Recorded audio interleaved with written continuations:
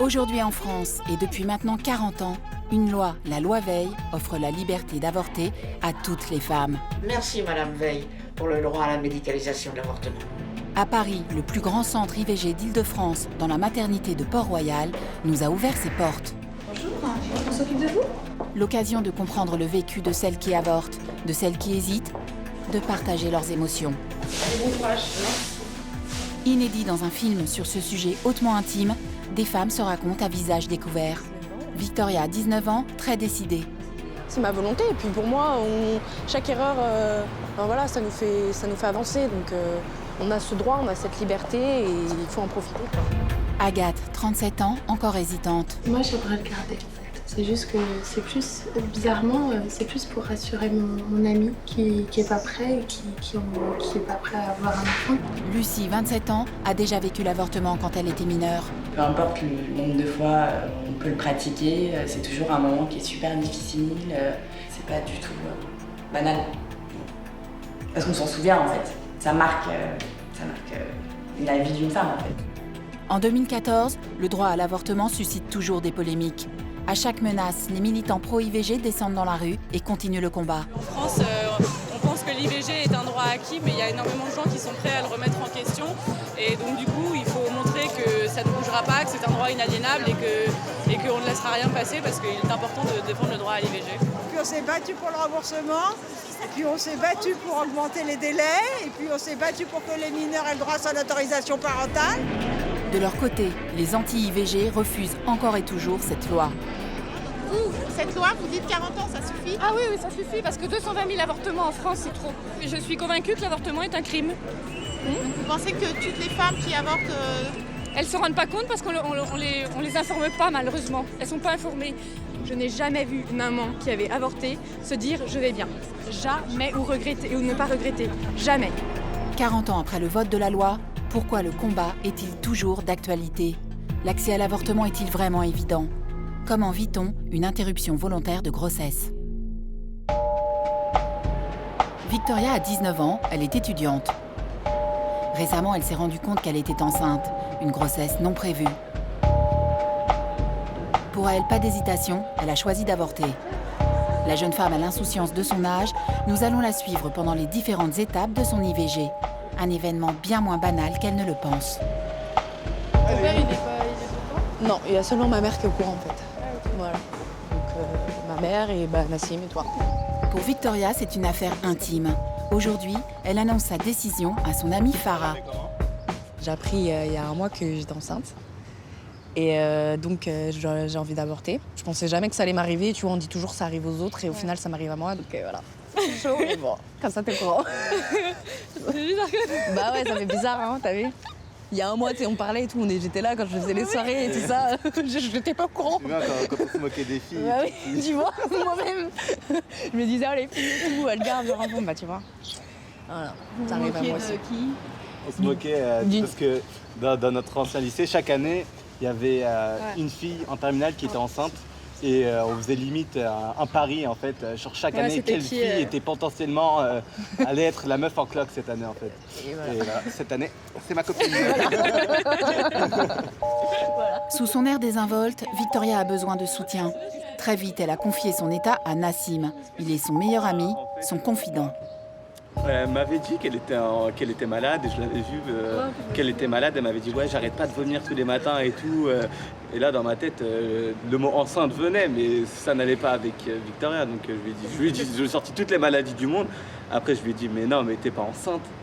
Et après là on a explosé de rire. Moi j'en pouvais plus. Je lui ai dit mais non, mais t'es pas sérieuse, comment c'est arrivé, etc. Enfin, pour moi c'était pas possible avec elle. Donc, Victoria ne s'est pas protégée. Plus grave, elle n'a pas pris de pilule du lendemain, pour une étrange raison. Parce que c'était cher, non? Ouais, parce que la pilule du lendemain. Elle était chère. J'ai pas voulu l'acheter, 12 €. Puis avant, ouais, quand on était mineurs, je me souviens, parce que quand je l'ai déjà prise, et j'étais au lycée. Et donc du coup, c'est vrai que j'ai profité de l'infirmière. Et comme on est mineur, l'infirmière, elle nous donne la pilule gratuitement. Et c'est vrai que ça, c'est un avantage, quoi. Parce que quand on est mineur, on a plus d'avantages, mais en même temps, voilà. Victoria est tombée enceinte au tout début d'une relation. Elle a fait son choix, mais ce n'était pas évident d'informer son copain. Vous vous êtes posé la question de l'informer quand vous avez appris que vous étiez enceinte? Je savais que c'était lui, de toute façon. Et pour moi, je n'avais pas à l'informer puisque j'étais sûre de ma décision, qu'ils disent oui ou non. Je veux dire, ça n'aurait rien changé à ma décision. C'était avortement, quoi, c'est tout. Et après, du coup, il y a Nassim qui m'a dit, moi, j'aurais été à sa place, j'aurais aimé être au courant. Et de là, il m'a aidé à lui envoyer un message, quoi. C'est vrai que c'est important. Si moi, j'apprenais que deux de mes copines étaient enceintes, j'aimerais bien savoir, même si après c'est son choix à elle, il a quand même son mot à dire, le mec. C'est pour ça que j'ai insisté pour que tu lui envoies un message, parce que c'est important même. Un bébé, ça se fait à deux, quoi. Ouais. Victoria assume clairement sa décision. Elle va donc avorter. Je suis sûr et certain qu'au fond d'elle, elle est grave sensible, même si elle ne le montre pas. Mais je suis sûr qu'au fond d'elle, ça cache un truc. Elle veut pas le dire. Ouais. Mais c'était mignon parce qu'il m'avait envoyé un message et me disant oui, même si t'en rigoles beaucoup, je sais très bien que voilà, tu peux. Si t'as besoin d'en parler, si t'es triste, s'il y a quelque chose, tu viens, tu m'envoies un message, tu m'en parles, quoi. L'IVG est programmée dans 48 heures. J'ai hâte et en même temps j'ai peur quand même de saigner beaucoup. J'ai peur comme je sais pas comment. Parce qu'il y a quand même quelque chose à l'intérieur de mon ventre, donc je sais pas comment ça va sortir, si ça va être du sang, je sais pas comment ça va. C'est vrai, là-dessus, j'ai une petite appréhension, mais j'ai tellement hâte que tout ça se finisse que de toute façon, peu importe comment ça se passe, même si je souffre, ça durera qu'une journée et une journée dans ma vie, quoi, ça va. Je prends pas. Ouais.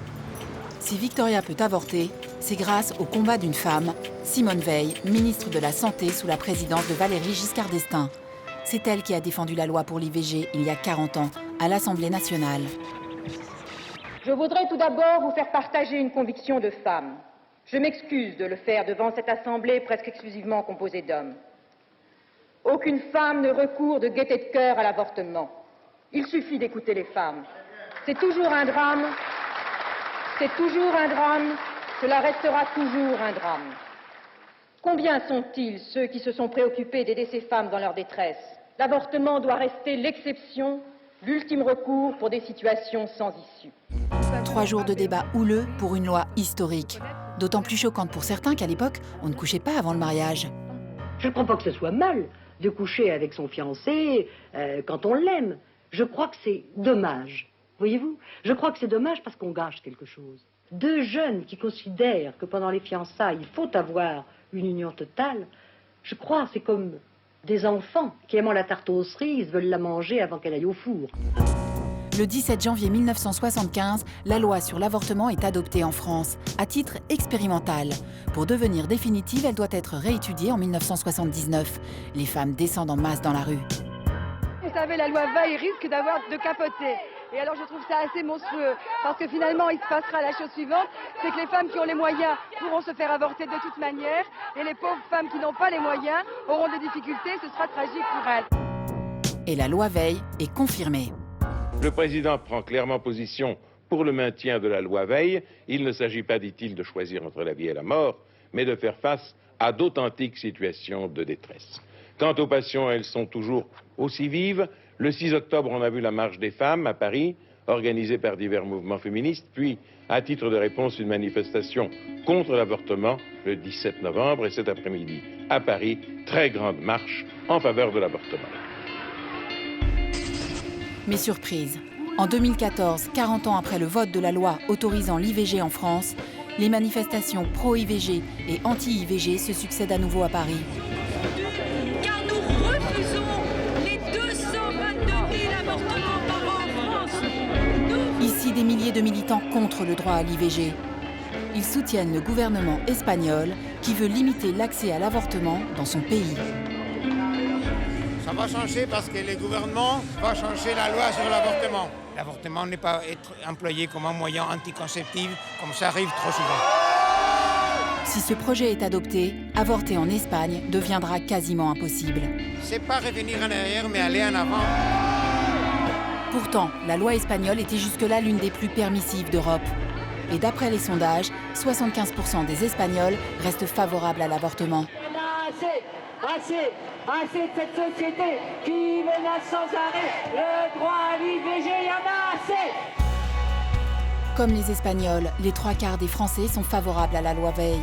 Autre manifestation. Comme dans les années 70, les défenseurs du droit à l'avortement se remobilisent pour l'IVG. Pour eux, le projet espagnol est une menace sérieuse. On soutient les femmes espagnoles en fait pour le retrait de cette loi-là qui est très très violente.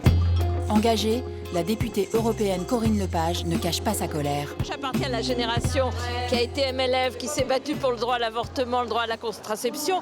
Honnêtement, j'imaginais pas une seconde que de mon vivant, j'aurais une deuxième fois, veut dire descendre dans la rue sur le droit à l'avortement. Enfin, c'est incroyable. Et face à l'argument des anti-IVG qui dénoncent la banalisation de l'avortement, attention, Madame Lepage hausse le ton. Mais il n'y a rien de banal dans un avortement, voyons, c'est un acte chirurgical, c'est sur le plan symbolique, c'est quelque chose de très lourd. Donc non, c'est pas un acte banal du tout et ça ne le sera jamais. On voit bien qu'au-delà de l'Espagne, des pays très catholiques et très conservateurs comme l'Irlande, comme la Pologne, poussent dans la même direction et c'est extrêmement inquiétant. Dans la foule, un gynécologue, le docteur Teboul. Militant de la première heure, il consacre sa carrière à l'IVG médicalisée. Dans ses mains, un cintre, pour rappeler les horreurs du passé.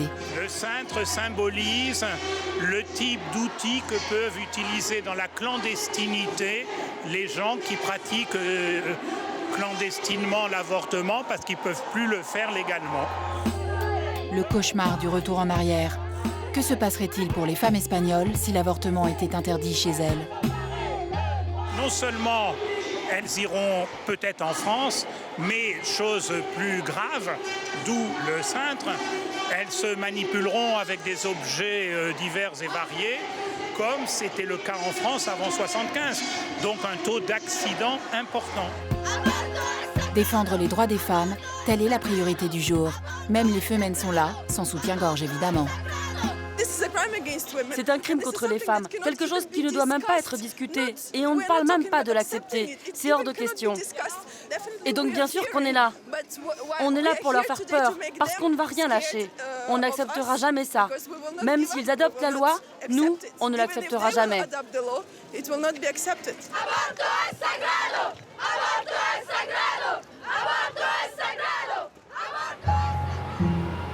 Aujourd'hui, que se passe-t-il quand une femme veut avorter? Immersion dans le plus grand centre IVG d'Île-de-France, une unité à part qui n'est pas signalée sur la façade de l'hôpital. Quand on arrive à l'hôpital, il y a gynécologie, il y a maternité, il y a néonatologie. On est inclus dans la gynécologie, mais ça n'est pas écrit. Et notamment, il n'y aura pas écrit IVG. La seule situation où il y a écrit IVG, c'est de manière sauvage, disons, là. Ça a été fait au pochoir par des manifestantes il y a 1 ou 2 semaines. En France, il y a officiellement 200 000 IVG par an, pour 800 000 naissances. L'IVG est un sujet de santé publique. Près d'une femme sur 2 est concernée une fois dans sa vie. Et on arrive. Dans cette unité spécialisée, on pratique 2200 avortements chaque année. Et là, pour accéder au centre d'orthogénie, nous avons un couloir assez interminable. Et même dans les locaux, inutile de chercher l'indication IVG, ce n'est inscrit nulle part. Il faut connaître le mot orthogénie. Définition. Orthogénie, ça veut dire, c'est d'origine grecque, ortho qui veut dire droit correctement, comme orthographe, orthophonie, et génie comme géniteur, la conception. Donc ça veut dire en gros régulation des naissances, comme on dit autrement. Et disons qu'on pourrait presque dire que c'est la traduction grecque du vieux slogan féministe « Un enfant si je veux, quand je veux ». Gynécologue obstétricien, Michel Teboul est responsable de cette unité. Avec son équipe, il accueille des dizaines de patientes chaque jour. Bonjour, on s'occupe de vous? Leur mission, accompagner les femmes, sans jamais les juger.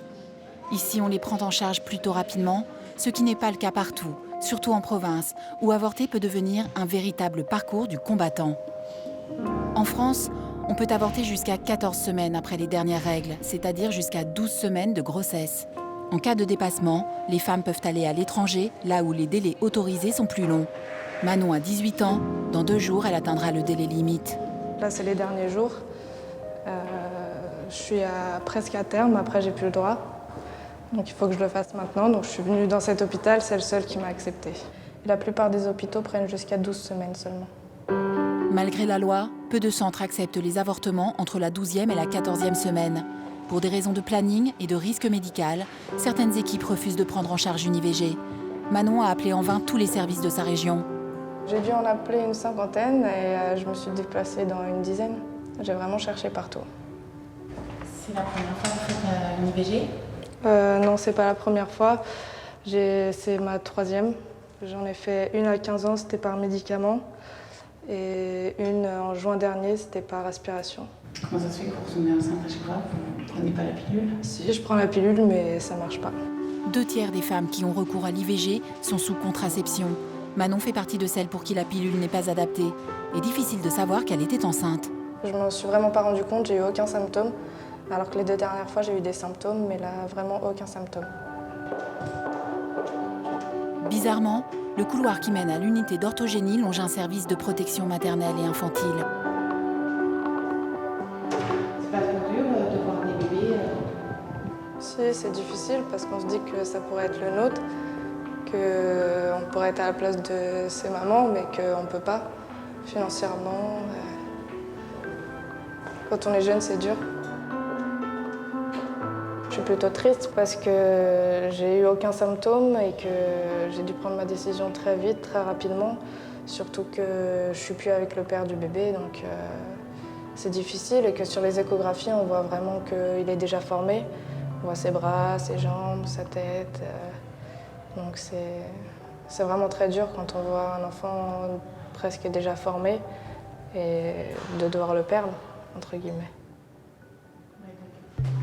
Manon est donc prise en charge en urgence pour son IVG par aspiration, programmée dans 48 heures.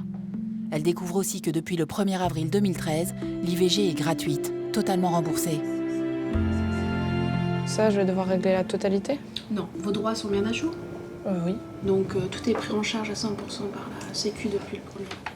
D'accord, merci. Parce que 586, ma paye est de 587. C'est un peu dur. Je vous remercie. Bonne journée, au revoir. Manon avortera le dernier jour possible, autorisé par la loi Veil. J'ai vraiment eu peur de ne pas pouvoir avorter, parce que je pourrais vraiment pas l'assumer. Vraiment pas.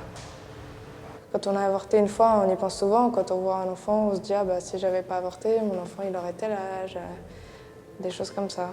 Donc c'est dur, mais bon. C'est mieux comme ça, parce que si justement on se dit « On n'avait pas avorté », qu'est-ce qu'on serait devenu?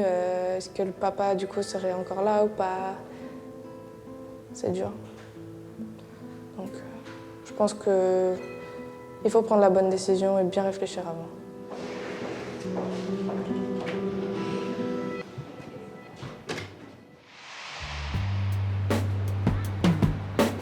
Pour toute demande d'avortement, les femmes doivent respecter un délai de réflexion légale d'au moins 7 jours. Délai ramené à 48 heures lorsqu'elles approchent les 12 semaines de grossesse. La patiente doit faire part de son souhait d'avorter à un médecin, un gynécologue ou un généraliste, qui le stipule dans un courrier initiant le délai de 7 jours. Prénom ? Planning, bonjour. Qu'est-ce que vous avez fait comme démarche pour le moment? Vous savez que la loi impose un délai de réflexion de 7 jours. Impossible de négocier. Non, je suis désolée, la loi impose ce délai, donc après nous, on est obligé de partir du courrier. Donc si elle vous a fait le courrier seulement hier, on compte 7 jours à partir d'hier. C'était mardi, donc je vous donne rendez-vous mardi prochain. Donc avec le médecin ? À longueur d'année, l'équipe de Port-Royal fait preuve de pédagogie pour rassurer les femmes.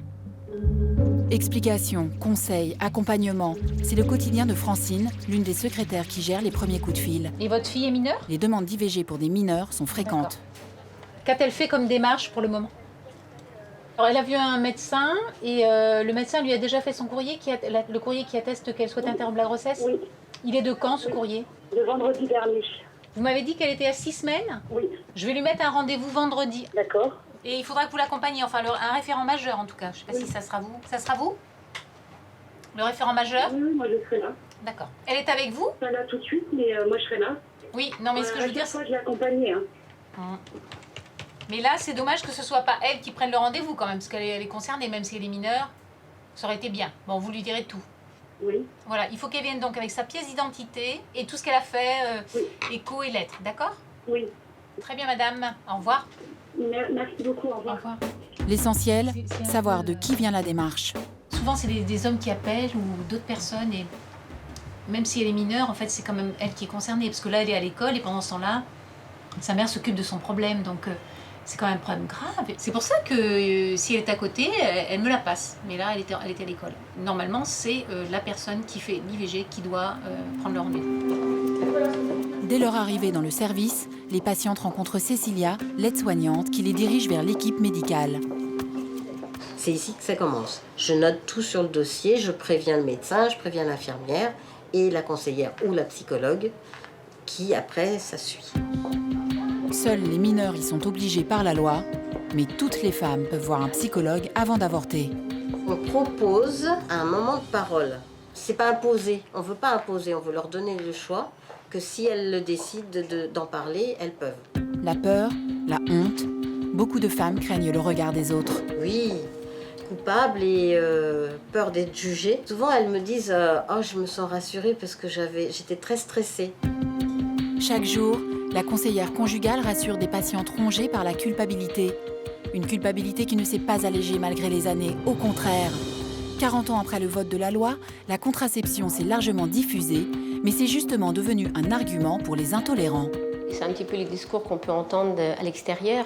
Les gens ne comprennent pas comment, avec tous les moyens de contraception aujourd'hui, on peut encore avoir recours à l'IVG. Alors les femmes qui sont confrontées à ça, pour le coup, elles culpabilisent encore plus, alors que ce n'est pas une histoire que de contraception, ça va au-delà de tout ça. Ce serait réglé sinon. Mais c'est pas qu'une histoire de contraception. C'est vraiment une histoire d'individu, une histoire de parcours de femme aussi. Hein. C'est vraiment plus profond. Donc c'est pour ça que c'est important aussi qu'elles puissent se poser et comprendre un petit peu ce qui se passe. Dans cette unité, chacun a son rôle, mais tous partagent le même état d'esprit. Sur ce point, le docteur Teboul est intraitable. Il s'interdit tout jugement moral et demande à son équipe d'avoir la même attitude. Ici, chaque patiente est un cas particulier. Vous savez, il y a vraiment un truc qu'il faut comprendre dans ce métier, c'est que chaque femme est unique. Et que voilà, et qu'il peut y avoir la jeune fille de 17 ans pour qui c'est vraiment difficile et la femme de 35 ans, 2 enfants pour qui c'est très facile, comme il peut y avoir complètement l'inverse. Et quel que soit le profil et l'histoire d'une femme qui veut avorter, il faut d'abord vérifier qu'elle ne subit aucune contrainte, que c'est vraiment sa volonté. L'IVG est un choix, clairement, et doit être le choix de la femme. Et d'abord, c'est dans la loi, même si, bien sûr, une femme peut nous dire je fais cette IVG parce que mon homme, ceci, cela, et je ne veux pas lui imposer ça. Ça, oui, ça, on peut l'entendre. Mais il faut qu'à un moment, il y ait je. C'est important qu'elle soit capable de dire « je décide de faire cette IVG ».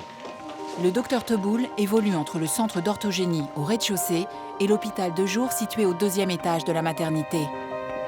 Après les interventions du matin, il rend visite aux patientes qui ont eu une anesthésie générale. Votre premier lever, quand vous vous sentez la force de vous lever et que vous avez envie d'aller faire pipi et tout, vous sonnez. Souna a 33 ans, elle vient tout juste d'avorter. L'IVG, c'est vraiment parce que c'était pas bon moment. Juste ça. Donc vous avez pris vos décisions en couple? Oui. Ah oui. C'est mieux que d'en parler que d'être tout seul, quoi. On est plus soutenu aussi. Et oui. Et il y a une compréhension aussi, il faut mieux, voilà. Et comme toute épreuve font sortir plus forte qu'on y a. Oui, c'est ça. Souna a fait ce choix en toute sérénité. C'est vraiment, il faut le faire si on a envie vraiment d'être sûr et tout ça. Et on a la chance d'être dans un pays où on a une liberté vraiment pour la femme. Bonjour, ça va? Oui. Ça a été? Oui. Ok. La qualité de l'accompagnement influe sur la manière dont est vécue une IVG. Il y a des femmes qui n'ont pas du tout besoin de l'accompagnement et qui s'en sortiront très bien, quelle que soit la manière dont on les accompagne. Bon, ça, oui. Maintenant, c'est vrai qu'il y a une proportion pas complètement négligeable de femmes pour qui c'est un moment pas facile et qu'on peut aider à ce que justement plus tard, elles puissent dire, comme le blog qui maintenant est quand même un peu célèbre, « J'ai avorté, je vais bien, merci ». Pour certaines, c'est un petit peu lié à comment on les a accompagnées, très probablement. Bonne continuation. Merci. Souna va se reposer quelques heures avant de pouvoir rentrer chez elle. Une grossesse sur 5 finit par un avortement. Il y a toujours un après, le temps fera son travail, mais à l'hôpital, on gère l'avant et le pendant. Il est 7 h du matin. Ici, 60% des IVG sont faites par aspiration et plus de la moitié d'entre elles sont pratiquées sous anesthésie générale. Quand il le peut, le docteur Teboul rend visite aux patientes avant de descendre au bloc opératoire. Lucie a 27 ans, elle est enceinte de 7 semaines. Bien qu'elle soit en âge d'avoir des enfants, elle a choisi d'avorter. Dans 1 heure, elle sera sur la table d'opération. Sa grossesse est due à un problème avec son anneau contraceptif. Il faut donc mettre en place une contraception efficace juste après l'IVG. Qu'est-ce qui est prévu après comme contraception? Vous continuez toujours l'anneau ou vous passez à autre chose? Non. J'hésite entre l'implant et le stérilet. Ah oui, d'accord, vous hésitez encore, vous n'avez pas apporté du coup? Non. Vous ne le mettez pas aujourd'hui? Non. Non. Bon. Non. Dommage. Ça est parti protégé. Mais bon. Pendant l'intervention, on propose aux patientes de leur poser directement un stérilet ou un implant. Bon, et bien tout à l'heure, Lucie. Oui, à tout à l'heure, merci. Comme beaucoup de femmes, Lucie est tombée enceinte par accident. Ça a été un oubli et en fait, il y en a qui oublient leur pilule pendant 1 semaine, il leur arrive rien. Et il y en a qui l'oublient pendant juste 2 jours et elles tombent enceinte. Donc moi, c'est plus mon cas en fait. Sa décision est liée à sa carrière professionnelle. Bah oui, je travaille et c'est vrai que du coup, j'ai des projets professionnels. Et en fait, là, de me dire que j'allais peut-être avoir un enfant, je me disais que c'était pas possible. Je me sentais pas forcément prête. Donc, bon. Vous êtes en couple? Pardon, c'est... Oui, je suis en couple depuis 6 ans. Ouais. Donc après, c'est un choix commun. On a d'autres priorités, en fait. Voilà. Lucie a déjà dû avorter par le passé. J'ai fait en fait une première IVG, j'avais 16 ans. Et ma première IVG, donc j'étais jeune, et à cette époque-là, j'en avais pas parlé à ma mère. Donc évidemment, je l'avais fait vraiment j'avais fait les démarches toute seule, avec une assistante sociale. Et du coup, c'est vrai que c'est bête, parce que on pense qu'on ne peut pas le dire et que nos parents ne vont pas comprendre, mais en fait, si. Enfin, elle l'a su après, mais donc c'est pour ça que c'est vrai que c'est important d'avoir ce droit, et vraiment quand on est mineur, et même plus tard, c'est important de pouvoir choisir en fait. Ouais. Donc moi je suis pour l'IVG. 8h30, la jeune femme descend au bloc opératoire. Elle a déjà pris des médicaments pour préparer son col de l'utérus et être détendue. C'est la première patiente de la matinée, le docteur Teboul descend en même temps qu'elle. Bon, voilà, je m'aligne, je me prépare. Au moment où je les opère, je les ai rencontrés forcément. Mais ça peut être juste 10 minutes avant. Mais je veux faire connaissance avant qu'elles soient dans la salle d'intervention. Ça, oui, c'est clair. Vous voulez toujours connaître l'histoire? Pas forcément connaître l'histoire, mais se parler un peu, se présenter. Alors, des fois, elles parlent de leur histoire, des fois pas. Et puis leur demander si elles ont des questions à poser, puis les détendre un peu, les détendre avant qu'elles soient endormies ou pas. L'aspiration n'est pas la seule méthode pour avorter. Depuis 1988, il existe un autre moyen, l'IVG médicamenteuse.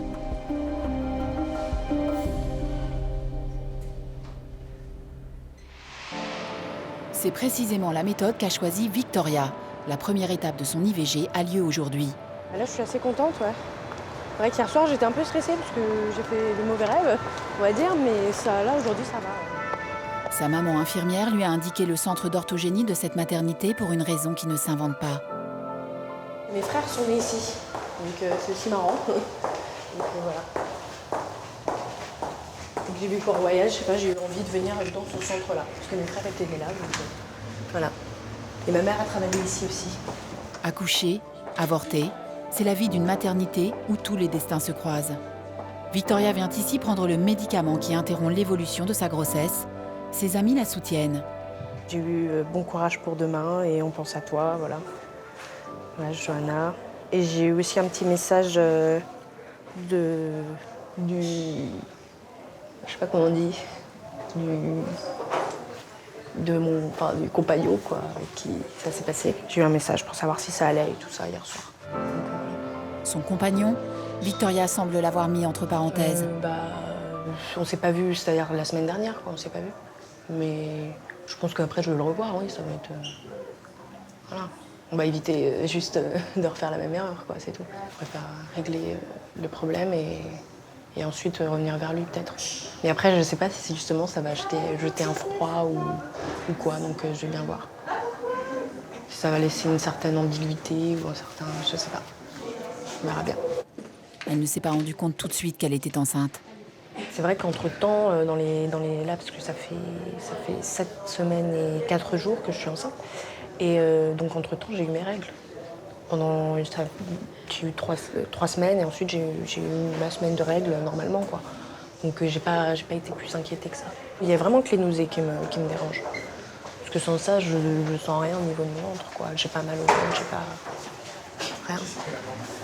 Comme la plupart des jeunes, Victoria n'est pas une spécialiste de la contraception.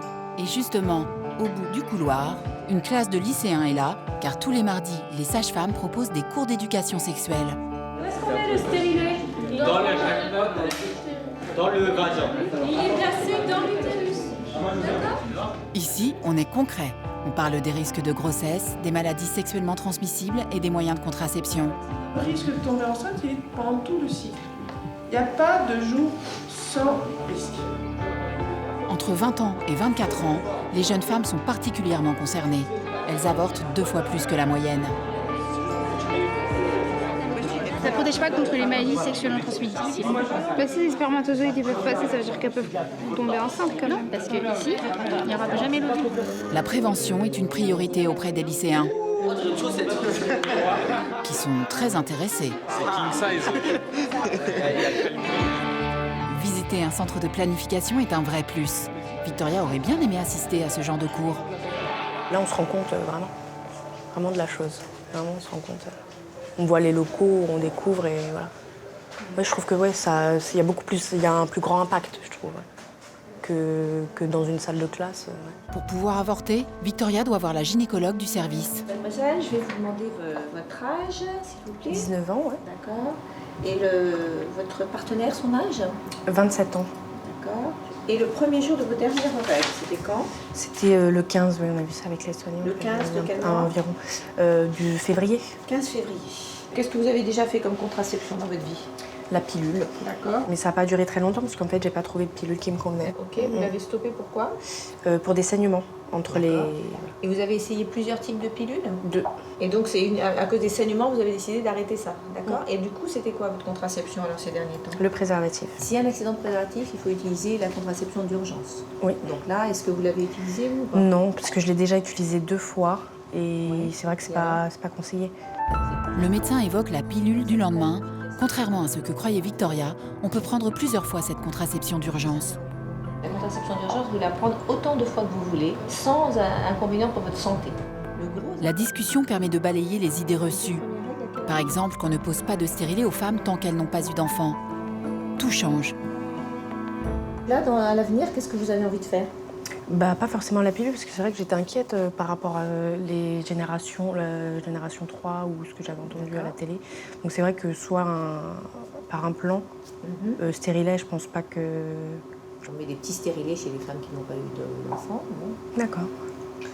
Alors, au niveau de cette demande d'interruption volontaire de grossesse, vous avez déjà eu un délai de réflexion, puisque c'était une première consultation le 3. Hein. Là, c'est clair dans votre esprit ce que vous voulez faire de cette grossesse? Vous avez oui, c'est clair. Vous avez réfléchi, vous n'avez pas de problème particulier avec cette décision. La décision d'avorter doit faire l'objet d'un consentement écrit. La patiente est informée que dans 3% des cas, en cas d'échec avec le médicament, il faudra pratiquer une aspiration. Je suis signée, Victoria confirme que j'ai décidé d'interrompre ma grossesse ainsi que la loi m'y autorise. Je sais que cette interruption peut se faire par méthode médicamenteuse ou méthode chirurgicale et avec l'accord du médecin, je choisis la méthode médicamenteuse. Je suis avertie que je ne dois pas prendre ce traitement si je ne suis pas sûre de vouloir interrompre ma grossesse. Oui. Je suis informée que si je décidais en cas d'échec de mener ma grossesse à terme, aucune garantie ne peut être donnée sur l'absence totale de malformation. Oui.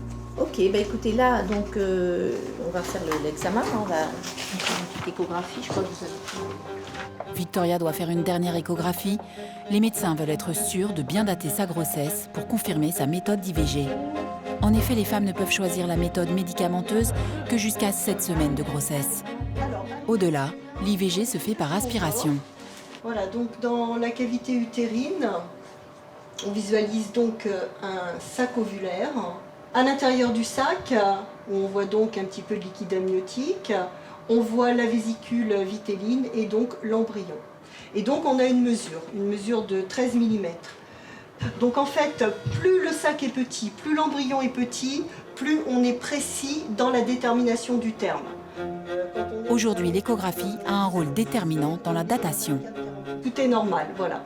L'échographe évalue la date de fécondation de Victoria à 24 heures près. Ça fait 5 semaines et 4 jours en grossesse. Finalement, ça a amélioré. Victoria est rassurée, elle est bien dans les délais pour faire une IVG par médicament. C'est plus rassurant au niveau de la taille de l'embryon et au niveau de... pour éjecter après, quoi. Enfin, au niveau de la... Voilà. Merci beaucoup. Au revoir, docteur. Le moment est venu de rencontrer l'infirmière pour la première étape de l'avortement. Aujourd'hui, vous allez prendre les 3 premiers comprimés qui vont bloquer l'évolution de la grossesse. Voilà, ces comprimés, je dis toujours qu'une fois qu'ils sont pris, on ne peut plus faire machine arrière. Donc il faut vraiment que ce soit très clair dans votre tête. Si ça se mettait à saigner, parfois beaucoup, vous affolez pas, c'est normal, vous mettez des serviettes, hein, pas de tampons, ça c'est par rapport au risque infectieux. S'il ne se passe rien entre aujourd'hui et après-demain, c'est aussi normal. Voilà, tout est normal, donc pas d'affolement. Les comprimés de mifepristone doivent toujours être pris en présence du médecin ou d'une infirmière. Dans 2 jours, Victoria reviendra à l'hôpital pour l'expulsion, sous l'effet d'autres comprimés. Donc là, ce médicament, il va faire comme... Eh ben, il va bloquer l'évolution de la grossesse. Voilà. Et il peut commencer à décoller la paroi utérine. C'est pour ça que je lui ai dit qu'il y avait un risque de saignement entre les 2 jours. Ou pas.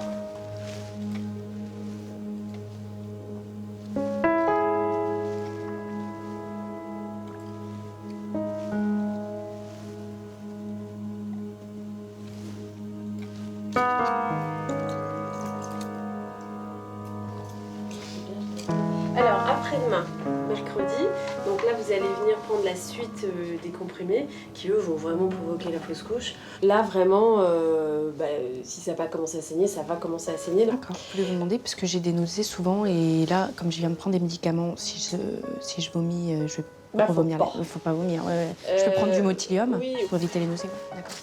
Les symptômes de la grossesse devraient s'arrêter dans quelques heures. Voilà, écoutez, moi c'est bon. Bon, je le propose comme à toutes les patientes, il y a un rendez-vous, un entretien qui est proposé avec la conseillère ou la psychologue. Donc si vous souhaitez, mais j'ai l'impression que ça va plutôt. Proposer un temps de parole aux femmes est la règle, mais pas d'obligation. Souvent, mademoiselle elle a l'air plutôt sereine par rapport à ce qu'elle fait, mais souvent quand je vois qu'il y a ça va pas pendant la prise des comprimés, etc. Bon, souvent elle voit la psychologue ou la conseillère et du coup, si la patiente le souhaite, le jour de l'hospitalisation, elle peut monter dans les étages, aller voilà, lui parler, voir comment ça se passe et tout ça, quoi. Bah c'est bon pour moi, hein, tout est ok. Donc, mercredi à midi, à l'accueil, là-bas, avec votre feuille rose. D'accord. Et je vous revois pas alors? Il est là. C'est là. Bon, bah ouais. J'espère jamais vous revoir, oui. Oui. Ou dans d'autres circonstances. Bonne journée. Merci.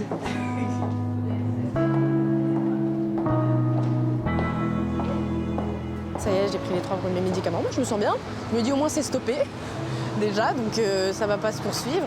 Et j'ai surtout hâte d'être à mercredi. Je serai fixée.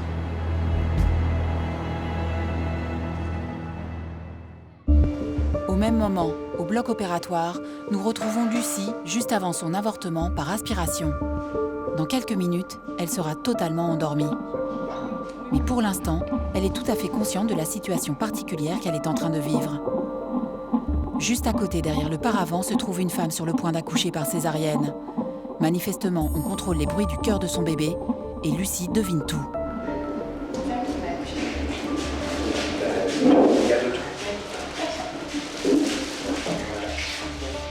Petit malaise, le genre de promiscuité à éviter. J'ai entendu oui.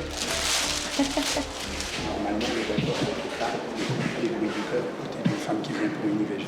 Donc ça se fait. Ah oui, mais alors en fait, on m'appelle pour me dire tu vas venir faire des bruits du cœur. Donc après, il faut juste se mettre d'accord. Oui, avec les cas. Bah ouais, je suis tout à fait d'accord sur le point. Lucie reste zen malgré tout. La situation qui me casse en fait. On est tellement entre guillemets shooté l'anesthésie qu'on ne se pas content. C'est mais bon, voilà. Quand c'est réfléchi, c'est sûr, ça part. Mais c'est sûr que pour des personnes qui sont fragiles psychologiquement, ça peut pas être très simple. Le docteur Teboul reparle de l'incident avec une étudiante sage-femme. Il doit souvent gérer les réactions des patientes. Une femme qui disait « Est-ce que c'est pour me culpabiliser que dans la salle d'attente, j'étais en même temps que des femmes à 8 mois de grossesse et tout ?» Et il y a les deux. Il y a vraiment des femmes qui disent « C'est très bien de voir que c'est les mêmes gens et les mêmes endroits qui s'occupent de nous, quel que soit notre choix. » Et puis d'autres qui vivent ça pas très bien. Mais bon, voilà, après, oui, la vie continue. Quand elle vient faire son IVG, elle peut croiser une poussette dans la rue, elle peut... Voilà. Mais bon, dans l'hôpital même, quand elle en est au dernier moment, juste avant l'intervention, souvent on essaye que ce soit... Parce qu'il y a certaines femmes à qui ça pose problème et d'autres pas du tout, d'être en même temps qu'une dame qui va accoucher. Il est 9h10, Lucie est la première patiente à passer au bloc pour son IVG. Bon, maintenant que je suis déguisée comme dans une série américaine, voilà, je vais pouvoir m'occuper.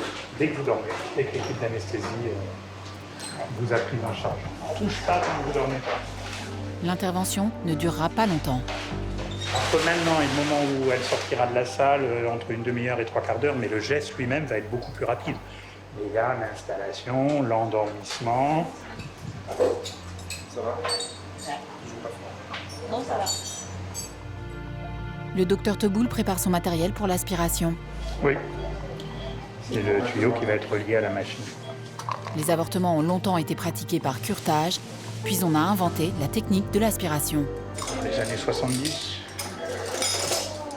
parce que nous, quand la loi est passée, c'était déjà de l'aspiration.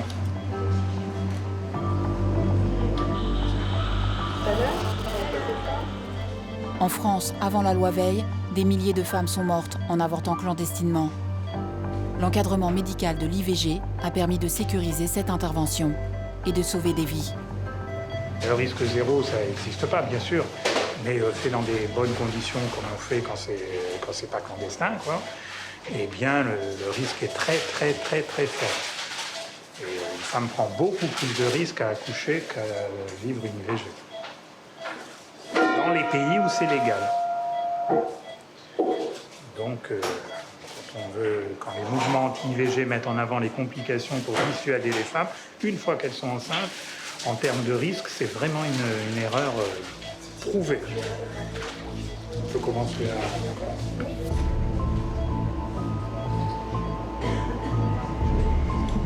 L'utérus va être totalement vidé lors de cette intervention.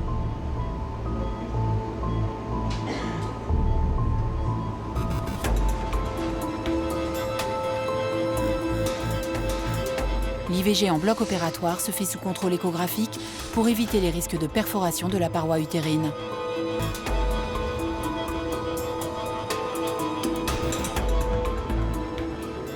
Ultime vérification. Est-ce qu'on peut avoir un cliché? Tout est bon, c'est fini. Tout s'est bien passé. On va la réveiller. Allez, en fait, l'intervention s'est très bien passée.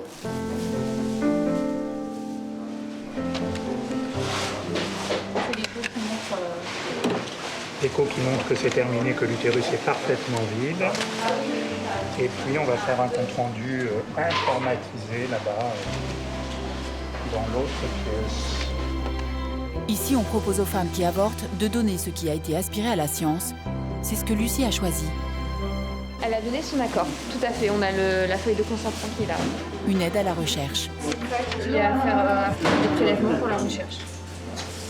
Prélèvements à visée scientifique. Lucie peut passer en salle de réveil. Son interruption volontaire de grossesse est terminée.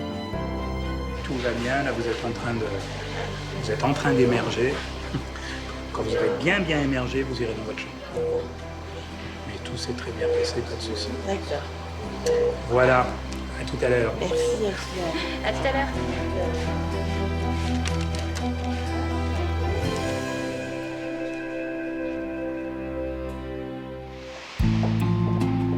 Lorsqu'elles avortent par aspiration, les femmes ont le choix entre l'anesthésie générale ou locale. Nelly vient de Dublin, spécialement pour avorter. Elle a choisi une anesthésie locale, donc pas de bloc opératoire. Elle se rend en marchant dans une salle située au même étage que les chambres et souhaite être pleinement consciente de ce moment. Je vous expliquerai, d'accord, au fur et à mesure. Cette patiente est une étudiante française qui suit le programme Erasmus en Irlande, pays catholique où l'IVG est interdite. Et vous connaissiez votre amie avant de partir en Irlande ou vous l'avez rencontrée là-bas? D'accord. Je vais vous mettre le spéculum. On va commencer l'anesthésie. Donc, vous avez expliqué, il y a 4 piqûres d'anesthésiant local, d'accord? Vous voulez que je vous prévienne pour les piqûres ou pas? Oui, d'accord. Je pique. Nelly a juste fait un aller-retour à Paris pour l'intervention. Vous partez ce soir, c'est ça? Eh oui, c'est ça, vous avez un avion, oui. Audrey m'a expliqué. À quelle heure? 10h. Et alors, vous êtes rentrée exprès pour l'interruption de grossesse? Comment ça s'est passé? Ou c'était le hasard? Non, j'ai dû prévoir. Au début, je voulais le faire à Londres, mais je me suis dit qu'en anglais, ça allait être un peu compliqué. Ouais. Du coup, vous avez pris le rendez-vous de là-bas? Je vais appeler. D'accord. Donc, tout se passe très bien. On va passer au dernier temps. La dernière phase, c'est l'aspiration, qui se fait là aussi sous contrôle échographique. C'est bon pour toi? Parfait. C'est terminé. Comme toujours après une intervention, le médecin parle de contraception. Donc la pilule, vous la recommencez ce soir ou demain matin, suivant ce que vous préférez. D'accord? Voilà. Bon. Ça fait toujours mal? Non, ça va. Ça va, c'est passé? Vous allez rester assise dans un premier temps, puis regardez bien devant vous. Ça va? Ça va. Ça va? Ça va. La tête qui tourne ou un peu? Non? Non, ça va. C'est juste une sensation bizarre, mais ça va passer tout ça. Nelly passera 2 heures à se reposer dans sa chambre avant de repartir pour l'Irlande. Après l'IVG, médecins et infirmières débriefent. On peut bien plaisanter de temps en temps. C'est vrai que le coup pour l'Irlande, c'est avant de choisir Erasmus, tu devrais savoir est-ce que je peux faire une IVG sur place ou pas. Mince. En Europe, l'avortement est légal dans la plupart des pays, sauf à Malte, où il est totalement interdit, à Chypre, où il est toléré uniquement en cas de viol, en Pologne, Irlande, au Luxembourg et en Espagne, où il est autorisé en cas de viol, inceste, mise en danger de la femme ou malformation du fœtus. Mais les patientes viennent aussi de bien plus loin pour avorter à Paris. On a pas mal de patientes de Dubaï, des Émirats, qui viennent pour l'avortement. Migrer pour avorter est encore une réalité dans le monde. Avec la loi Veil, le problème ne se pose plus. Les Françaises font figure de femmes libérées. La France est un modèle en matière d'émancipation de la femme. À leur manière, les défilés de mode l'attestent chaque saison. Nous sommes au défilé Isabelle Marant, qui réunit des mannequins du monde entier. Dans les coulisses, le risque d'interdiction de l'avortement en Espagne est un vrai sujet d'inquiétude. Une menace pour le droit des femmes. Pour cette top danoise, l'avortement est un acquis. Bien sûr, c'est légal au Danemark depuis au moins 20 ans. Ça fait presque partie de la culture danoise.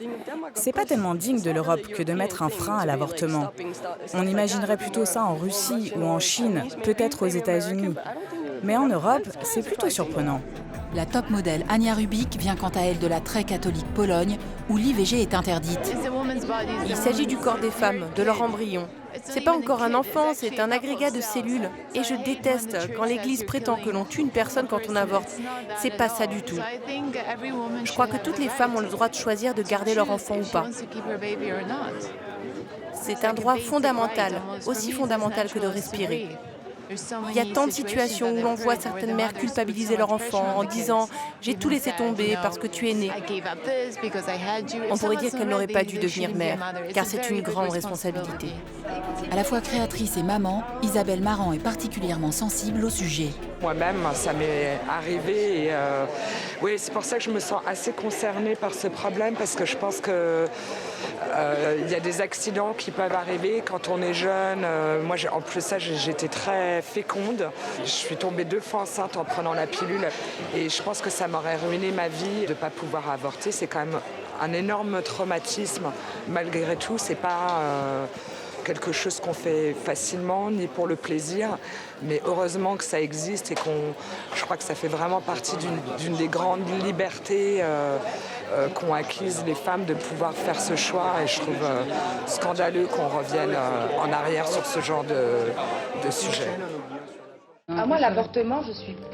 En France, dans les années 70, des milliers de femmes ont réclamé le droit à l'avortement. Des célébrités comme Brigitte Bardot. Je trouve qu'une femme a le droit de choisir le moment qu'elle veut pour mettre un enfant au monde. On n'a pas le droit de lui imposer un enfant. Je trouve que c'est absolument incroyable qu'on en soit encore là aujourd'hui. Il faut que ce soit légal et que plus personne ne risque d'en mourir. Et que le fait d'avoir un enfant soit une joie au lieu d'être une catastrophe. En 1971, 343 femmes influentes s'engageaient courageusement pour défendre le droit à l'avortement en signant le manifeste historique des 343.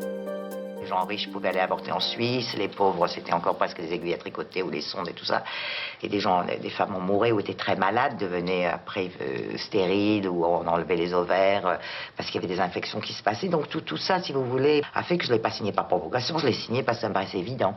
À cette époque-là, le mot avortement était un épouvantail. Ça se faisait. Jeanne Moreau a signé le manifeste. Mais il fallait avoir beaucoup d'argent. Ou bien il fallait le faire en douce et s'exposer à l'horreur personnelle. Puis c'était tellement condamnable et condamné de toutes les façons que c'était épouvantable. C'était une punition. À la une, le magazine Charlie Hebdo parle des 343 salopes. Humour vache en guise d'hommage. N'empêche, toutes celles qui signaient risquaient la prison en prétendant avoir avorté. Marina Vladi, grande actrice de cinéma de l'époque, se souvient de son engagement militant. Il ne faut pas oublier qu'à l'époque de la signature, on est venu nous voir une par une. On a été contactés une par une pour cette signature. Et une par une, on a décidé de prendre le risque d'aller en tôle. Quand on a été 343 et plus et 1000, des milliers, c'était tout à fait un autre problème. Mais au moment où on nous a dit « tu veux pas signer un truc sur l'avortement et dire que tu as avorté », eh ben, il a fallu quand même avoir du courage pour le faire. Et on était beaucoup de femmes qui n'avaient même pas avorté qui l'ont fait. Donc si vous voulez, c'était un combat, c'était un très beau combat qui a été gagné. Thérèse Claire est une figure du féminisme. Elle s'est longtemps battue pour obtenir la médicalisation de l'avortement. Avant l'adoption de la loi, elle a même pratiqué des avortements chez elle, dans cet appartement, sur cette table. Avec sa fille Isabelle et sa petite-fille Pétronie, elle se replonge dans l'histoire. Cette table-là, c'est là-dessus qu'on avortait les femmes. On n'avait pas de table gynéco. Mais ça a été quand même une très grande époque parce que la maison était entièrement habitée par des gauchistes 68 arts, à part en dessous où il y avait une gentille voisine qui pleurait son divorce. Elle avait 50-55 ans. Et je me souviens qu'un jour, elle m'a dit « Ah, dis donc, Thérèse, il y a plein de gens qui vont chez toi, c'est quoi ?» Enfin, curieuse. Je lui ai dit « Écoute, je vais t'expliquer. » Et je lui ai dit « Écoute, on a décidé d'obtenir la médicalisation de l'avortement. Donc, on fait des avortements. On a appris à avorter les femmes. » Elle a dit « Moi, j'ai avorté 2 fois. » Et alors on faisait une petite fête après chaque avortement de manière à ce que ce traumatisme se termine quand même dans la... On était très tendre avec la femme, on la berçait, Et elle m'a dit je vous ferai des gâteaux et je monterai faire la fête avec vous. C'est vous qui les pratiquiez, ces avortements? C'était nous, c'était les médecins qui nous avaient appris. Et des médecins dont je salue ici le courage. Parce que pour se procurer le matériel pour pouvoir avorter, il y a quand même un petit matériel. Sur l'ordonnance, il fallait qu'ils marquent leur numéro d'ordre. Donc si nous étions pris, leur carrière était foutue. Comment vous vous appeliez? Une faiseuse d'ange, comme disent les horreurs, voilà, c'est ça? La faiseuse d'ange se fait payer, tandis que nous étions des militantes qui voulions obtenir la médicalisation de l'avortement. Et tu le revendiquais? Je le revendiquais. Je vous rappelle qu'avant la loi Veil, avant la loi sur l'avortement, la cause de mortalité était l'avortement clandestin. C'était la plus grosse cause de mortalité pour les femmes entre 18 ans et 50 ans. Militante du MLAC, le mouvement pour la libération de l'avortement et de la contraception, Thérèse Claire a pratiqué des avortements pendant 18 mois avant l'adoption de la loi. Je pouvais pratiquer des avortements à une certaine date en fait. Après, oui, il y avait des dates limites quand même. Avant 10 semaines. Ouais. Et alors après, je me suis aperçue qu'elle nous trompait un peu sur la date. C'était toujours avant 10 semaines. Mais le dernier avortement, et Dieu merci que j'ai fait, elle était au moins à 13 semaines. L'embryon était déjà un fœtus. Toute ma vie, je m'en souviendrai. Et après, la loi Veil est arrivée. Après, ça a été l'aube d'une autre vie pour les femmes. Merci Madame Veil. Merci Monsieur Neuwirth pour la contraception. Merci Madame Veil pour le droit à la médicalisation de l'avortement. Avec la légalisation de la contraception, Thérèse Claire espérait qu'il n'y aurait plus jamais d'IVG. Pourtant, même sa propre fille est tombée enceinte alors qu'elle prenait la pilule. Quand elle a avorté, elle avait dû quand même avoir une grande culpabilité. Je n'en ai rien su. C'est la fratrie qui l'a pris en charge et qui l'a aidé à trouver une clinique à faire. Je me suis prise en charge. Tu t'es pris en charge. Et la fratrie était là parce que... Absolument. On est assez clinique en fait, donc la fratrie était là. Mais il était hors de question que je te le dise parce que j'entendais déjà, oui, avec l'éducation que je t'ai donnée, l'accès à la contraception que tu as eu, que tu te retrouves enceinte, c'est impardonnable. Donc là, je me suis dit, je l'ai su au moins 10 ans après et encore pas mal. C'est Radio Tam Tam de la famille qui me l'a appris. Contrairement à ce qu'elle croyait, 40 ans après, les Françaises ont toujours besoin d'avorter. L'année dernière, en 2013, j'ai eu deux coups de téléphone me demandant s'il y avait à nouveau des avortements clandestins. Elles étaient dans les pays perdus de France, la Lozère ou je ne sais pas où. Et à nouveau, les centres d'IVG ferment. Les cliniques d'accouchement dans les petits pays, quand elles n'ont pas tant d'accouchement, il faut faire 80 km pour aller accoucher. D'autant plus... Fermer les centres d'IVG, c'est un crime contre l'humanité. Ou alors c'est carrément non-assistance à personne en danger. Hein. C'était ce que disait le MLAC à l'époque. Hein. Pourquoi, 40 ans après son adoption, la loi Veil est-elle encore menacée en France ? Aujourd'hui, l'accès à l'avortement est inégal pour des raisons économiques. Dans certaines régions, les centres ferment, créant des déserts médicaux. Même la mythique maternité des Lilas près de Paris, connue pour son engagement en faveur de l'IVG, risque d'être démantelée. L'IVG gratuite est considérée comme une activité peu gratifiante et déficitaire. Conséquence, les médecins peuvent invoquer leur clause de conscience pour ne pas en pratiquer. Les cliniques privées aussi peuvent refuser les IVG. Et ce n'est pas parce qu'on peut désormais avorter par médicament chez un généraliste ou un gynécologue que la situation s'arrange. Les médecins militants de la première heure prennent leur retraite, la relève est peu motivée. Entre la théorie et la pratique, c'est le grand écart, comme dans les esprits. Car l'IVG suscite toujours un violent rejet idéologique. Ces dernières années, les anti-IVG ont concentré leur action sur les réseaux sociaux et Internet, avec une vraie longueur d'avance numérique. Regardez sur Internet tous les témoignages. Allez voir le site ivg.net. Le site ivg.net se veut informatif et objectif, mais il ne montre que des femmes en détresse et cite peu d'études scientifiques, toutes plus alarmistes les unes que les autres. Il est si bien référencé sur le net que le gouvernement français a dû se battre pour remettre son site officiel en première ligne. Selon de nombreux professionnels de santé, ce genre de site culpabiliserait les femmes et chercherait ainsi à les dissuader, à entraver leur choix. Évidemment, c'est un délit d'entrave. La femme, elle est ambivalente. Elle lit ça, elle se dit oui, qu'est-ce que je suis en train de faire? Et ça ne fait que soulever la culpabilité. C'est pas le tout de dire aux gens il faut protéger la vie. Bon, et quand le bébé il sort du vagin de sa mère, qu'est-ce qu'on fait de ce bébé? Là, ivg.net, il n'y a plus personne pour soutenir ces familles. Ils protègent la vie, mais laquelle? L'influence de cette désinformation sur les femmes est concrète. Elle risque de dépasser le délai légal pour avorter. Moi, j'en ai vu plus d'une. Je fais partie des gynécologues qui acceptent de faire des curetages sous anesthésie générale et dans le privé pour des tarifs d'IVG. Et donc, j'en ai quelques-unes, moi, des patientes qui viennent tardivement. Et quand on regarde leur parcours, c'est des patientes qui ont effectivement circulé sur ce genre de site. Donc, pour moi, c'est même pas de l'entrave, c'est carrément du crime.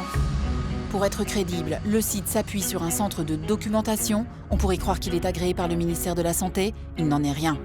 Ce qu'il y a effectivement d'extrêmement pervers dans leur position, c'est qu'ils se présentent sous couvert d'être une association de conseil autour de l'IVG. Or, en réalité, ce n'est pas une association de conseil autour de l'IVG, c'est un groupe de pensée, à mon point de vue, qui est à la limite du sectaire, pour justement interdire l'accès aux IVG aux femmes. Pour en savoir plus sur la véritable vocation de ce site, nous avons interrogé une de leurs responsables. est-ce que derrière, il n'y a pas quand même une idéologie anti-IVG? Je veux dire, il n'y a aucune... C'est insupportable, il n'y a aucune idéologie derrière. Ce que je trouve bizarre, c'est que vous parliez de neutralité, alors que sur les enquêtes que vous citez, elles ne vont que dans un sens, sur le syndrome post-avortement. Vous en pensez ce que vous voulez, moi je vous dis qu'on est transparent, on est neutre, on est à l'écoute, et que cette information, pensons qu'en 2014, on n'a pas le droit de ne pas informer les femmes. Autre arme de dissuasion psychologique des anti-IVG, les femmes utiliseraient les avortements à répétition comme moyen contraceptif. Elles seraient des inconscientes. Tant mieux pour elles si elles ont leur conscience libre, mais il y a quand même une vie qui est passée à la trappe. Des femmes menacées du syndrome post-IVG. C'est le traumatisme que vivent les femmes qui ont décidé de mettre fin à la vie de leur enfant.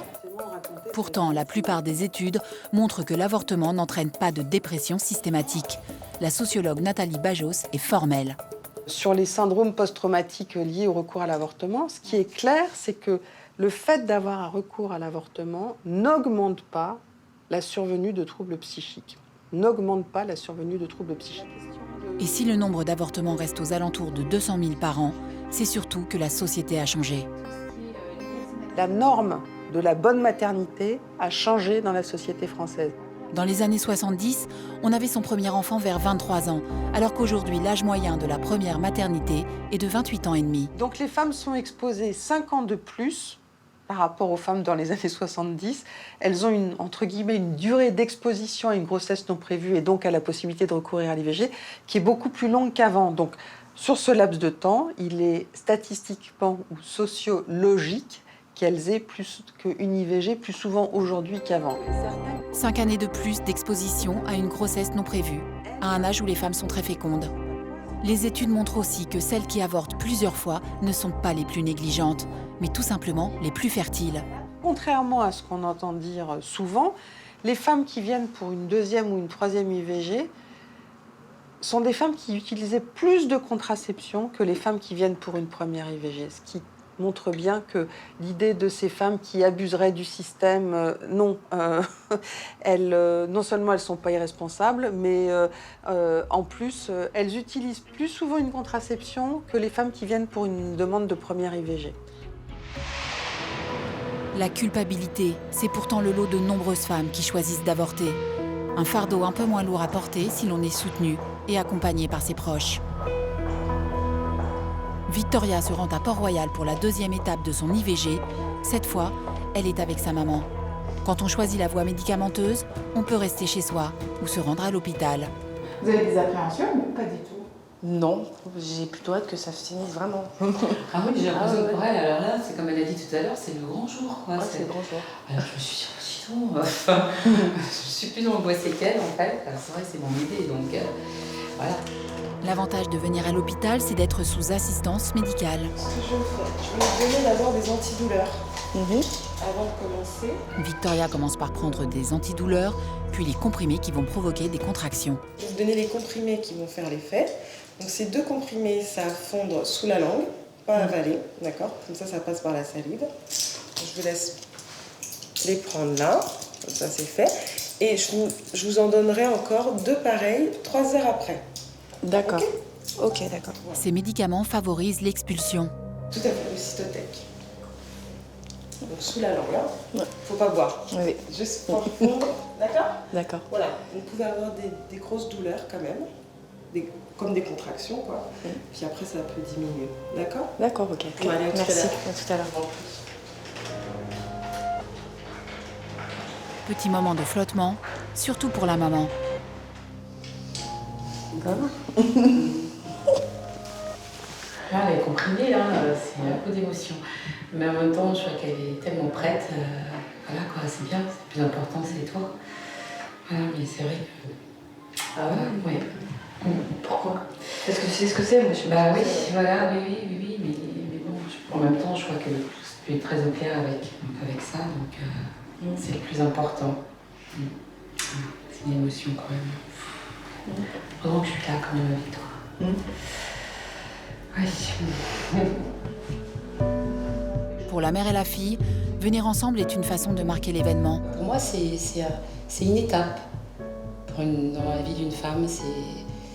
Voilà quoi, on interrompt quelque chose. Quand même. Voilà, même si je suis d'accord avec son choix, hein, voilà, c'est aucun problème. La mère de Victoria sait combien le soutien de l'équipe médicale est important. En tant qu'infirmière, elle a déjà été témoin d'avortements pratiqués dans la violence. Il y a eu quand même une évolution. Parce qu'en tant qu'élève infirmière, j'avais assisté à une aspiration, justement, une jeune femme, c'était dans un service à Bichat. Et c'était un très mauvais souvenir parce que le médecin avait été très très dur avec la jeune femme qui était énervée, qui pleurait. Il lui avait dit « bon, je vais te calmer ». Je ne crois pas que j'étais restée tout le temps tellement c'était insoutenable. Aujourd'hui, c'est sa fille qui avorte. Les heures qui vont suivre risquent d'être pénibles pour Victoria. Un peu plus tard, elle a reçu des messages de soutien. Vous avez des nouvelles de qui là? De vos amis? Ouais, proches? de Nassim et tout, qui m'a envoyé un petit message. Ça va le faire, ma petite, allez, voilà, machin. Des petits messages, ouais, de réconfort. Donc ouais, ça fait du bien. Bien qu'elle assume totalement son choix, elle a peur d'avoir choqué ses amis. J'avais peur d'être un peu inhumaine par rapport à ce que je disais, enfin, au fait que je suis sûre de mon choix et que pour moi, il n'y a rien encore. Donc, voilà, pour moi, c'est une poche, comme disait le médecin. Voilà, c'est pas encore un bébé, quoi. Cette fois, l'IVG est bien concrète. C'est des règles abondantes avec des caillots, quoi, en fait. Donc, du coup, c'est bien aussi parce que je pense que psychologiquement, je me dis que c'est parti, en fait. C'est vrai que la méthode médicamenteuse, on le sent et on le voit, on se rend compte que voilà, que c'est vraiment expulsé, on s'en rend compte. Voilà. Après 5 heures passées ici, Victoria quitte l'hôpital. En tout cas, merci pour votre accueil. Ouais, merci bonne journée. Au revoir.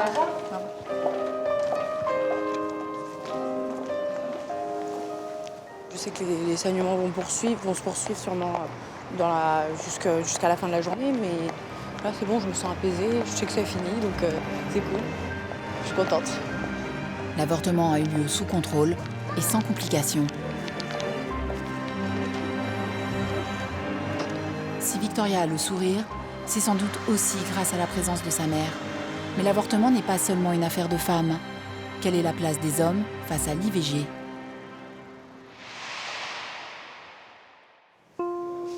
Dans cette salle de réveil, combien de femmes venues avorter ont été accompagnées par leur homme ? Voici Lily, elle se réveille après son IVG. Son compagnon l'attend dans la chambre. Bon, tout s'est bien passé. Ça y est, donc là vous êtes en train de vous réveiller tranquillement. Voilà, tout va bien. Donc on a pu mettre le stérilet. C'est bien passé. Très bien. Il y a peu de difficultés. Maintenant, on peut faire des folies de votre corps sans risque. Sans risque de grossesse. Pour cette jeune femme de 20 ans, la décision de ne pas garder le bébé a été prise dans la douleur. Et elle a préféré avorter en étant totalement endormie. C'est étrange, je sais pas pourquoi j'ai ressenti ça, mais je préférais pas le faire par moi-même. Je préférais que quelqu'un le fasse à ma place, et donc sous anesthésie générale. Pourtant, j'étais consciente de ce qui allait se passer, mais je me sentais moins responsable de cette manière-là, et donc ça m'a plus aidée à le faire, et ça m'a plus aidée à prendre cette décision et à me lancer. Vous êtes accompagnée là? Oui, il y a ma maman et mon copain. Je dois reconnaître que j'ai eu besoin d'eux et de leur soutien quand même. Énormément. Ils m'ont énormément aidée. Pour Lily, vivre l'avortement en couple, presque main dans la main, est une vraie chance. Elle va enfin pouvoir retrouver Julien. Vous avez hâte de retrouver votre compagnon? Oh oui, ça c'est sûr.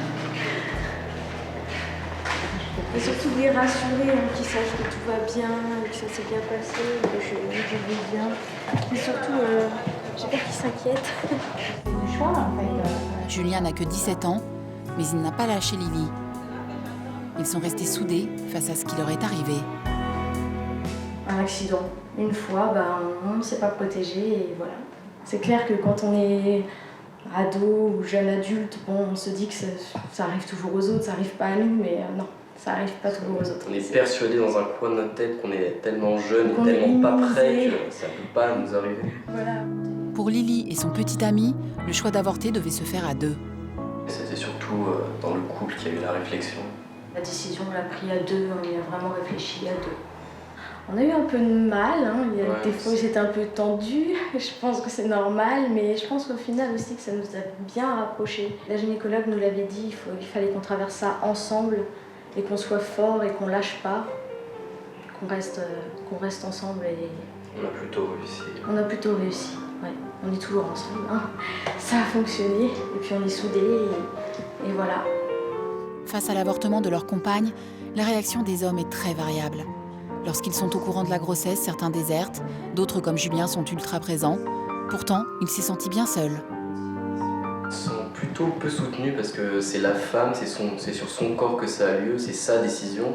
On nous le rabâche, le personnel aide beaucoup la femme, mais en tant qu'homme et potentiel père, on se sent pas du tout soutenu en fait. On se sent plutôt inutile et mis à l'écart. L'occasion d'échanger sur le sujet avec le docteur Teboul. Ça, c'est compliqué. Parce que oui, c'est vrai, c'est sans doute un vrai, un vrai challenge pour nous d'arriver à vous faire vraiment votre place, parce que on essaye. Le geste. Et d'un autre côté, nous on a une patiente, c'est elle. Je vous remercie. Au revoir. Avec Julien, Lily aura beaucoup discuté, tout envisagé, pesé le pour et le contre pendant des semaines. Moi, je me sens soulagée là en fait. Le fait de... Je sais pas, c'est peut-être le fait que l'opération, l'intervention a eu lieu, et là je me sens soulagée. Je me sens légère.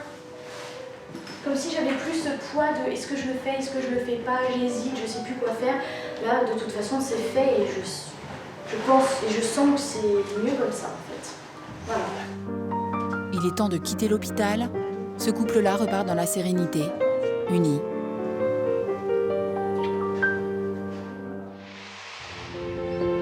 Avoir le soutien de son compagnon, partager la décision de l'IVG est rassurant pour les femmes. L'homme peut être un appui solide, même quand le couple s'est séparé. C'est le cas de Camille et Clément. Ils avaient déjà rompu quand Camille s'est rendue compte qu'elle était enceinte. Elle prenait pourtant la pilule. Elle a avorté il y a 2 mois. Malgré leur rupture, Clément l'a accompagnée au rendez-vous de l'avortement. À leur grande surprise, dans la salle d'attente, les hommes étaient plutôt présents. Ouais, il y avait pas mal d'hommes finalement. Je me demandais, ils sont ensemble ou alors ils sont comme nous, c'est l'ex qui Ouais. vient. C'est pareil, C'est l'ex je me suis demandé ça aussi. Mais dans tous les cas, c'est bien que les hommes se sentent concernés. Enfin, moi, j'étais très contente d'être accompagnée par un homme plutôt que par une femme.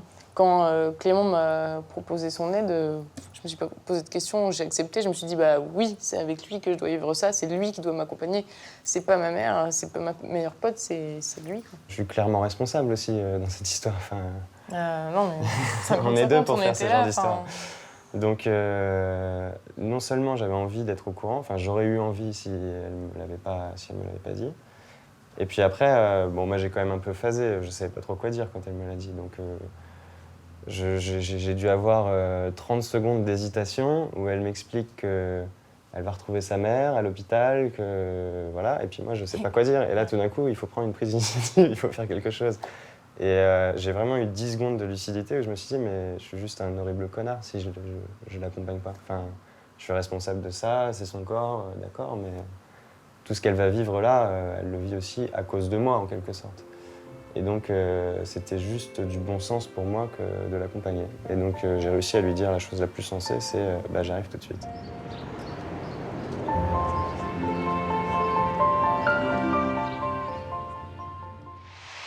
Mais face à l'IVG, la solidarité du couple n'est pas une évidence. Certaines femmes se retrouvent seules pour affronter la situation. C'est le cas de Lucie. Après son passage au bloc, elle est de retour dans sa chambre où l'attend sa mère. Ce jour-là, son compagnon n'est pas venu. Les hommes comprennent pas toujours le geste en fait.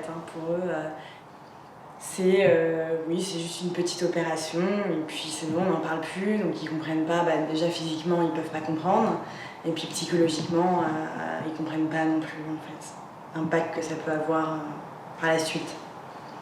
Donc c'est vrai que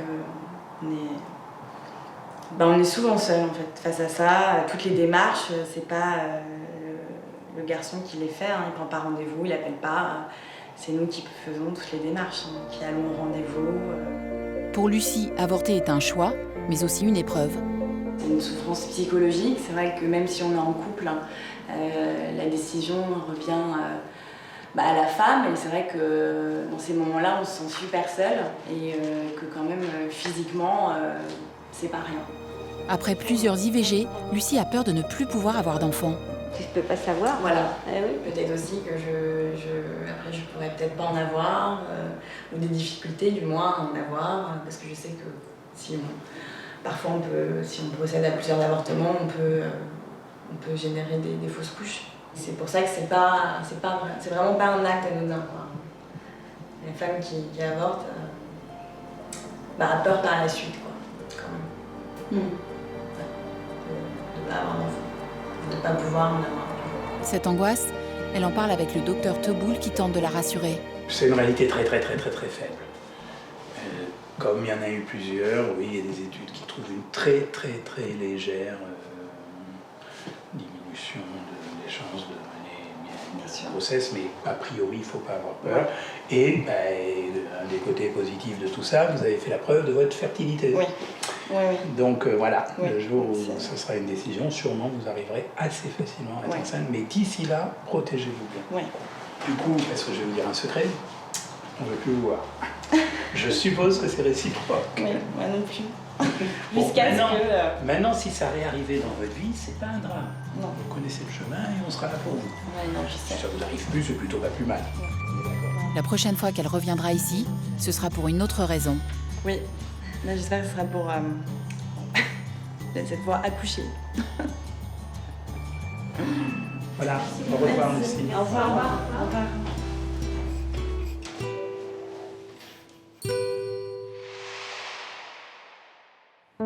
Face à l'IVG, il y a des hommes présents, d'autres pas. À chacun sa façon de réagir. Mais il y a aussi des hommes qui s'opposent au choix de leur compagne en lui demandant de garder l'enfant ou au contraire d'avorter. Agathe, enceinte de près de 2 mois, et dans ce cas, son compagnon, qu'elle connaît depuis peu, ne veut pas d'enfant. À 37 ans, pas encore maman, elle hésite à avorter et note toutes les étapes de cette période dans un carnet. Oui, c'est mon journal de bord.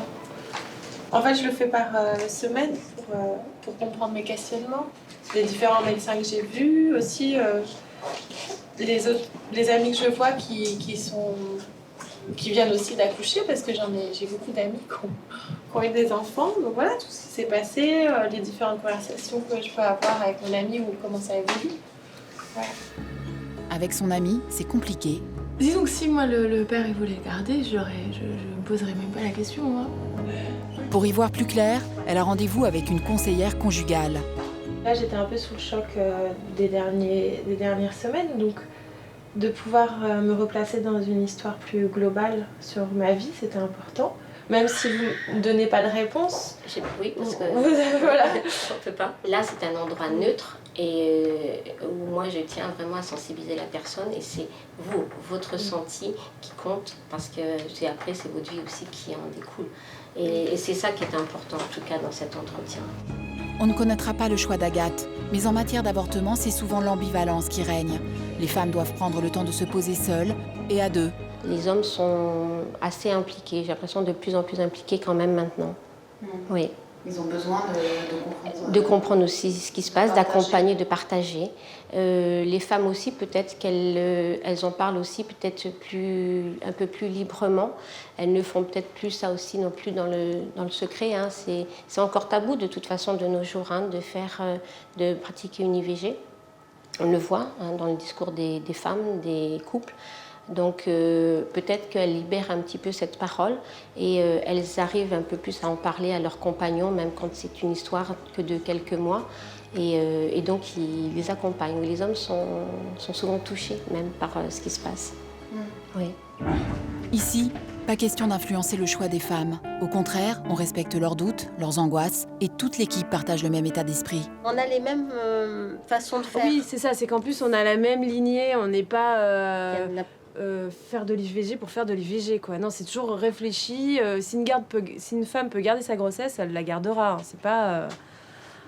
C'est pas rentrer ici pour faire absolument l'IVG. Hein. On est à l'écoute, on prend le temps de parler avec les patientes et de leur donner le temps et surtout les ambivalentes. On peut même être jusqu'à 14 semaines, quoi. Vraiment leur laisser la dernière limite. Il y a des personnes qui ont besoin d'aller jusqu'à la limite pour Oui. dire non. Voilà. Enfin non, dans le sens non, je veux plus le faire. Ou elles ont besoin qu'on lui dise que c'est pas possible aussi. Oui, ça arrive de loin en loin qu'une dame, quelque part, Attendre que ce soit attende possible. qu'on lui dise c'est pas possible. Et on sent qu'au moment où on le lui dit, il y a un soulagement. Alors bien sûr, c'est très rare tout ça, mais ça existe. Le matin même, le docteur Teboul a vu une femme quitter sa chambre au dernier moment, juste avant l'intervention. Elle a été hospitalisée et tout, mais au moment d'aller au bloc, elle a dit non, je garde la grossesse. Ce matin? Oui, Donc elle était dans sa chambre. oui, Et ça arrive très rarement, mais ça arrive. Elle était à quel terme? Ah ben elle était à l'extrême limite, là, ce week-end, elle était à 14 semaines. Une infirmière de l'hôpital de jour appelle le docteur. Justement, à propos de cette patiente, Allô? il y a un changement. Oui. Ah, maintenant elle veut à nouveau faire l'intervention. Dans certains cas, l'IVG déclenche la violence au sein des couples. Là, pour l'instant, ils sont où? Cette femme est manifestement en conflit avec son mari. Et elle est où? C'est elle que je veux voir. Il veut l'obliger à avorter. Je vais aller la voir, elle. Ok. Nouveau rebondissement. Là, je vais voir la même dame qui peut-être change à nouveau d'avis. C'est exceptionnel, le docteur Teboul fait le tour de l'unité pour retrouver cette femme qui serait menacée physiquement par son conjoint furieux. Si jamais vous voulez venir, vous nous appelez tout de suite en orthogénie. D'accord, ok, très bien. La décision d'avorter ne venait pas de la femme. Non, elle n'a rien décidé. C'est lui qui a décidé. Le docteur veut absolument la voir pour la protéger de son mari. Au secrétariat, Francine vient de recevoir un nouvel appel d'elle. Elle m'a dit que son ami ou son mari avait été un peu violent, qu'il s'était énervé et qu'il allait bien dans le service. Donc elle voulait nous prévenir et il voulait qu'elle fasse l'IVG cet après-midi. Donc je lui ai dit que c'était plus possible. Il vaut mieux leur dire, venez, plus dire c'est pas possible. Juste qu'on les prenne en charge. Ici, cette femme ne fera pas d'IVG. Si elle veut de nouveau avorter, elle devra partir à l'étranger. Bon. Parce que moi j'ai dit que c'était plus possible. Donc, Mais la dame, en plus, la dame, elle n'a pas envie de faire l'IVG. Oui, c'est clair. Ces situations sont rares. La plupart des avortements sont le fruit d'une décision partagée au sein des couples. Mais quelle que soit cette décision, le rôle du docteur Teboul et de son équipe est de protéger les patientes. Les femmes doivent rester maîtresses de leur choix. On s'en assure en permanence et on soigne les termes utilisés pour parler de l'IVG. L'autre jour, même une jeune patiente qui était en face de moi et qui, dans ses antécédents, me dit j'ai subi une IVG il y a 2 ans. Et je lui dis subi, non, vous avez vécu. Et elle me regarde avec un regard lumineux en disant mais c'est vrai, oui, bien sûr, il faut que je le dise comme ça. Et on voyait que même elle, ça changeait un peu sa vision des choses. C'est important les mots, même auprès des patientes elles-mêmes et bien évidemment auprès de la société. Chaque femme vit son avortement en fonction de son histoire, de sa personnalité, du contexte de sa grossesse. Lucie a beaucoup échangé avec ses amis depuis l'intervention et son couple se porte bien. Vu son expérience, elle n'acceptera jamais qu'on parle de l'IVG comme d'un moyen de contraception. Ah, moi, j'ai des doutes, oui. J'ai des doutes quand même qu'on choisisse l'avortement comme un moyen de contraception parce que vraiment, physiquement, on souffre quand même. Hein. C'est pas on prend même que ce soit aspiration ou médicaments, c'est pas on les prend et on ressent rien. On ressent, que ça soit l'un ou l'autre, on ressent vraiment l'expulsion et physiquement on se sent affaibli, on perd du sang, on sent vraiment que pendant 5 jours, on n'est pas là quoi. On est dans le sens où on met du temps à s'en remettre en fait. De son côté, Victoria a dû faire 2 visites de contrôle au lieu d'une avant qu'on lui pose enfin un stérilet. Après l'IVG, il y aura eu beaucoup plus de rendez-vous et d'étapes que ce qu'elle pensait. Au revoir et merci beaucoup. Ok, porte-toi bien. Ouais, merci. Au revoir. Au revoir. Je pense que psychologiquement, c'est pas facile. Parce que, en même temps, je me suis toujours posé la question avant qu'il se passe cet avortement. Je me suis toujours dit, mais pourquoi ces jeunes filles, elles ont du mal à avorter? Pourquoi elles réfléchissent? Pourquoi il y a une sorte de... Voilà, il y a un moment de réflexion. Alors pour moi, la chose est assez évidente. On est étudiant et on est jeune, on ne peut pas s'occuper de cet enfant, donc voilà. Et en fait, c'est vrai que c'est pas si facile que ça d'avorter, quoi. C'est bien d'avoir une assistance déjà médicale et ensuite, au niveau psychologique, au niveau des amis ou au niveau même une psychologue, voir quelqu'un, quoi. C'est bien d'avoir, faut être entouré quand on avorte en tout cas. Pour son IVG, Victoria a été soutenue par sa mère mais aussi par son meilleur ami, Nassim, toujours là. Non, mais moi j'ai l'impression vraiment que c'est une page qui s'est tournée et que voilà, pour elle c'est fini, quoi. C'est le début de la fin de cette mauvaise passe. Quoi qu'il en soit, ça m'a permis aujourd'hui d'être plus heureuse, d'être bien et de ne pas avoir ce problème-là, un enfant ou des inquiétudes sur ce que va devenir mon avenir, quoi. Maintenant, je sais très bien. Un événement de sa vie qui l'aura fait grandir. Avec cette expérience, Camille, elle, a appris à mieux se connaître. Ça a réveillé plein de choses, bon, négatives, enfin des choses, des merdes passées, mais ça a révélé aussi plein de choses positives sur moi. Je me suis projetée en tant que maman, question que j'osais pas trop me poser auparavant. Pour elle, comme pour de nombreuses femmes, l'enjeu est de bien poursuivre son chemin. La psychologue aura été une aide précieuse pour elle. Elle a été très rassurante, très bienveillante. Elle a bien insisté sur le fait qu'il fallait surtout faire son deuil et ne pas occulter tout ce qui s'est passé. J'ai pas cherché. Camille, Lucie, Victoria sont des femmes différentes qui assument toutes d'avoir fait leur choix, mais aussi d'avoir eu un certain courage. Je pense que le combat en 2014, je pense que c'est ça. Non seulement on a le droit à l'IVG, mais on a le droit de dire aussi que c'est pas facile. 40 ans après le combat historique de Madame Simone Veil, des hommes et des femmes défendent toujours la liberté de choix en matière d'IVG. Une liberté éclairée, une liberté sans entrave, une liberté responsable. Leur liberté.